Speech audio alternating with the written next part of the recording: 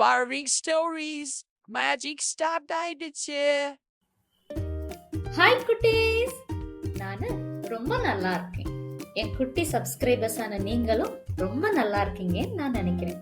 திறமைக்கும் வயசுக்கும் சம்மந்தமே கிடையாது. நம்மளுடைய திறமையை எப்ப வேணா எங்க வேணாலும் வெளிப்படுத்தலாம் அப்படிங்கிற கதையை தான் நம்ம இந்த கதைக்குள்ள பார்க்க போறோம். வாங்க போவோம். ஒரு காட்டுக்குள்ள ஒரு குட்டி மயிலுக்கு வளரும் போதே பரதநாட்டியம் மேல ரொம்ப இன்ட்ரெஸ்ட் இருந்துச்சு. வளர வளர அது பரதநாட்டிய கலைகளை அத்துப்புடியா படிச்சிடுச்சு. அதனுடைய முதல் அரங்கேற்றம் வரும்போது மயிலுக்கு ஒரு படபடப்பு வந்துடுச்சு. ஆனா மேடை ஏறினதும் மயில் தன்னுடைய அழகான கலைகளை வெளிப்படுத்தி எல்லா மயில்களையும் விடவும் அது அரங்கேற்ற ராணி ஆயிடுச்சு. அன்னையில இருந்து அதோடைய பேர் ஆட்டக்காரின்னு கூப்பிடுவாங்க ஜங்கிள்ல. அதுக்கு இல்லாத ஃபேன்ஸ் இல்ல. ஆனா தன்னுடைய கலைகளை வெளிப்படுத்துறதுக்காக மயில் தன்னை மாதிரி ஒரு 50 மயில்களை சேர்த்து அவங்களுக்கு தன்னுடைய கலைகளை வெளிப்படுத்தி சொல்லி கொடுத்துட்டு இருந்தாங்க. மயில் எப்போதுமே அழகா இருக்க ஆசைப்பட்டு எப்போதுமே கண்ணாடியும் சீப்புமா அவங்க இருந்தாங்க. எப்போதுமே அவங்க பார்க்க ரொம்ப ரொம்ப அழகா இருப்பாங்க. தன்னுடைய குழந்தைங்களான பரதநாட்டிய குழந்தைகளுக்கும் அவங்க கலைகளை அழகழகா சொல்லி கொடுத்துட்டே இருந்தாங்க. அவங்களுக்கு காட்டுலயும் ஊர்லயும் ஃபேன்ஸ் ரொம்ப அதிகமா இருந்தாங்க. காட்டுல ராஜாவோட பிறந்த நாள் வரும்போது காட்டோட ராஜா அவங்களுக்கு ஒரு அழைப்பிதழ கொடுத்தாங்க, வந்து நடனம் ஆட.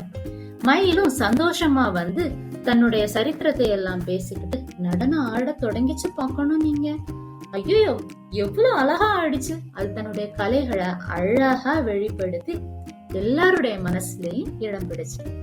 ராஜா ரொம்ப சந்தோஷம் ஆயிட்டாரு. எல்லா விலங்குகளும் அதை சந்தோஷமா பாராட்டினாங்க. ஆனா நாட்களாக ஆக மயிலுக்கு வயசாயிட்டே இருந்துச்சு. தன்னுடைய உடல்நிலை காரணமா மயில் படுத்த படுக்கை ஆயிடுச்சு. ஆனால் அதோடைய தன்னம்பிக்கைய அது விடவில்லை. டாக்டர்ஸ் எல்லாம் போய் அதுக்கு எல்லா மருந்துகளும் கொடுத்தாங்க. மயிலோட தோகைகள் எல்லாம் ஒவ்வொன்னா போக தொடங்கிச்சு. மயில் முடிகளை எல்லாமே பேண்டேட் போட்டு ஒட்டி மருந்து சாப்பிட்டுட்டு இருந்துச்சு மயில். ஆனாலும் தன்னுடைய தன்னம்பிக்கையை இழக்காம அது மறுபடியும் ஆடத் தொடங்கிச்சு.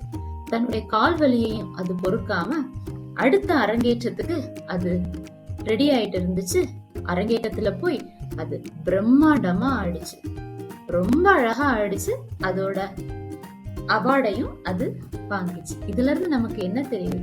வயசுக்கும் உடல் நிலைக்கும் திறமைக்கும் எப்போதுமே சம்பந்தம் இல்லை. நம்மளுடைய திறமை நம்ம கையில தான் இருக்குது குட்டீஸ். அதனால எல்லாருமே சம்மர் வெக்கேஷன்ல ஒவ்வொரு கலைகளை தேர்ந்தெடுத்து படிக்க ஆரம்பிங்க. மயில போல அழகா ஆடுங்க. சரியா?